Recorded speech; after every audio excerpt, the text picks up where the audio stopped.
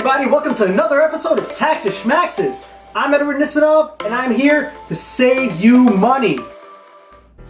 One of the most common questions I get asked is, Eddie, what do I do about my kids' education? This stuff is so expensive. How do we save money on this? Well, one of the most underutilized opportunities for taxpayers is something called a 529 plan. This is a savings account established specifically for educational expenses. Similar to an IRA, you put money into the plan and it grows tax-free for purposes of qualified education. Fantastic! And if you live in certain states, like New York, you actually get to take a deduction on your personal tax return as well.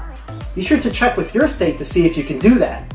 But if you do live in New York, or a state that allows for it, it's a double benefit. The way it works in New York is this. You get to deduct $5,000 in contributions per year, which will also equal $10,000 for a married filing joint return.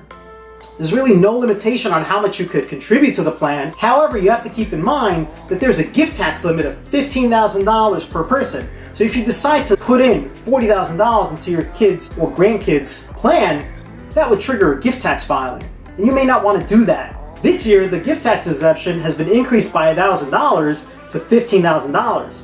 So you can actually contribute up to that amount for the beneficiary's fund and deduct $5,000 of it on your tax return. Now there's actually a little tool here that the IRS also allows for, and that's a combined gift. So you're actually allowed to contribute 5 times the annual exclusion, which is $15,000 times 5, $75,000, into a 529 plan in 1 year and not have to pay a gift tax and have this counted as a 5-year contribution. So you put in $75,000 year 1, you still file a gift tax return, but you specify that it was done purely for the 529 plan, and that way it'll count for a 5-year contribution going forward. And again, keep in mind, there are always layers to the onion. You won't be able to contribute to another 529 plan for the next 5 years if you go ahead and do that. But that's something that you want to consider if you have the funds, and there are a lot of planning strategies with that. What I also wanted to talk to you about, what qualifies as education expenses? Well, historically, it's been limited to qualified higher education expenses. So expenses for college and let's say a master's or an MBA program, and you'll be able to pay for tuition, for books, even room and board. What if you say to me, hey, listen, my kid is a junior in college and now he doesn't want to live on campus anymore. Can we still deduct that contribution? Rather, can we still deduct that expense? And the answer is yes, to an extent. And you can certainly live off campus. And the way you would do that is go to your college and ask them what the room would cost. And that's essentially the maximum that you can deduct, or rather use, for qualified expenses through the 529 plan. The Tax Cuts and Jobs Act actually expanded the deduction and now allows for K through 12 expenses as well. So this means paying for the kids' elementary school, the junior high school, and up if they're in private school, which is fantastic for certain taxpayers. But keep in mind that there's actually a limitation. You can only pay for $10,000 of qualified K through 12 expenses per year, unlike higher education, where it's essentially unlimited. The next thing that I wanted to mention is that just like an IRA account, early withdrawals will be subject to penalties. You'd be smacked with a 10% penalty if you take the money out and use it for unqualified expenses. In addition to that, you'll pay the full tax, obviously, not only on the growth of the account, but also on the amount that you deducted. Guys, what the tax man giveth, he easily taketh away. So if you took that deduction on your tax return, guess what? You're adding it back for non-qualified expenses that year. There are certain situations, however, where you won't be subject to the 10% penalty. Say, for example, the beneficiary dies. Then you don't have to pay the 10% penalty, you can withdraw the funds. You would, however, have to pay a tax on the growth. It would be subject to the capital gains tax.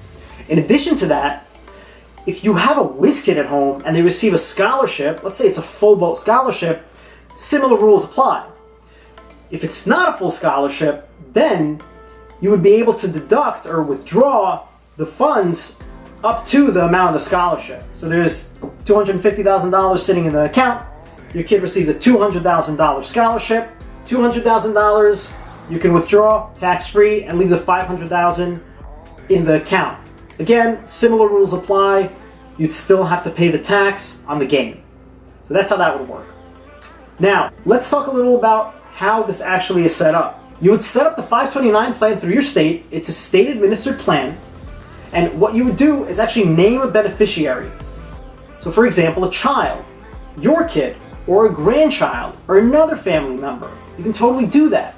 But hey Eddie, what if my kid isn't going to college? The beauty of this is that you can actually name another beneficiary and be able to port it to them and not be subject to any penalties.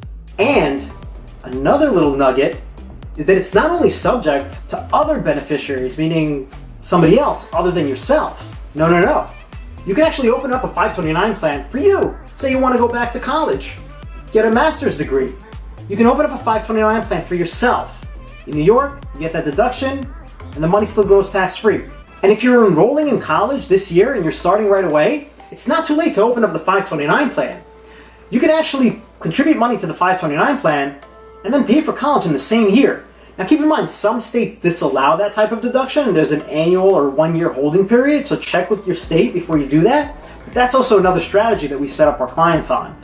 And listen, in and out same year, you still get the deduction.